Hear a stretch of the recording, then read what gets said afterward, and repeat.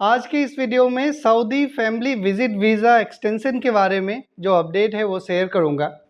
Family visit visa extend होता है या नहीं होता है, अगर होता है तो कितने दिन के लिए होता है, पहला एक्सटेंशन में कितना डेज मिलता है, अगर आप दूसरा एक्सटेंशन करेंगे तो कितना डेज मिलेगा, यही सारे कुछ अपडेट्स हैं मैं आपको बताऊँगा। पहले मैं आपको थोड़ा बैकग्राउंड बता देता हूँ।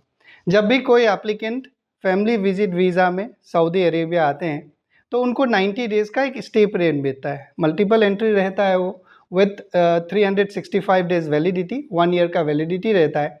जिस दिन वो इंटर करते हैं उस दिन से उनको 90 डेज़ का स्टे पीरियड मिलता है।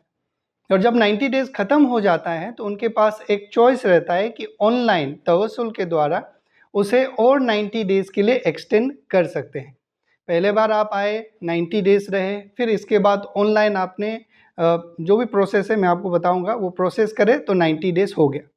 अब आपको फिर से वो 90 डेज़ ख़त्म होने के बाद फिर से अगर आपको रहना है और एक्सटेंड करना है, उस समय आपको एग्ज़िट री एंट्री करना रहता था, तभी आपको 90 डेज़ एडिशनल मिलता था। अगर आप ऑनलाइन कंटिन्यूस 2 बार अगर ऑनलाइन अप्लाई करेंगे तो जो दूसरा एक्सटेंशन रहता था उसमें बस 14 डेज़ का ही एक्सटेंशन मिलता है अभी भी।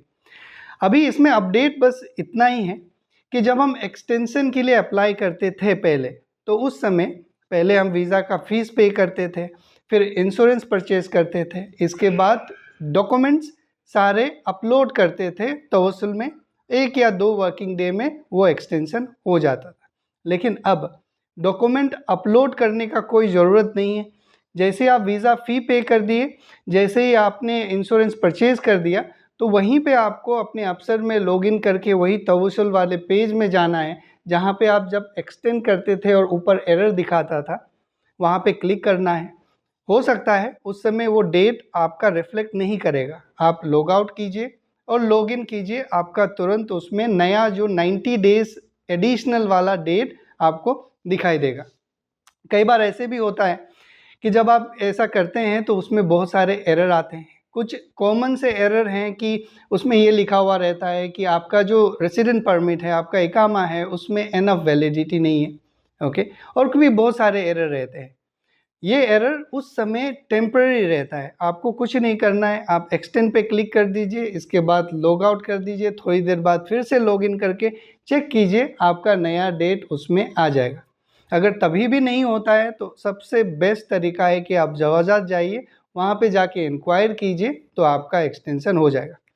लेकिन सबसे बड़ा प्रॉब्लम ये है कि कई लोग क्या करते हैं, पहला एक्सटेंशन तो उनका ऑनलाइन हो गया है ऑलरेडी और दूसरा भी फिर से ऑनलाइन अप्लाई करते हैं, उस समय उनको 14 डेज़ का ही मिलता है, ओके।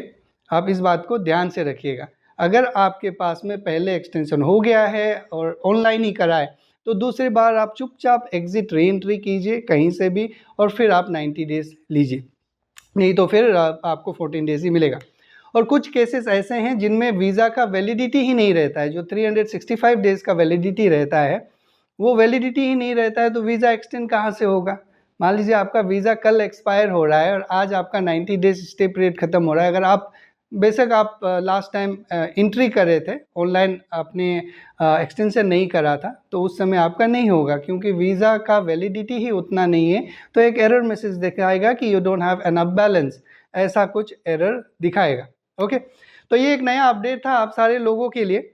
और जो सऊदी वीज़ा एप्लीकेशन प्रोसेस में एक नया अपडेट आया था कि अपोस्टाइल और अटेस्टेशन, ये सारी चीज़ों के बारे में वो एक वीडियो मैंने पब्लिश करा है, वो आप देख लीजिएगा, डिस्क्रिप्शन में लिंक है।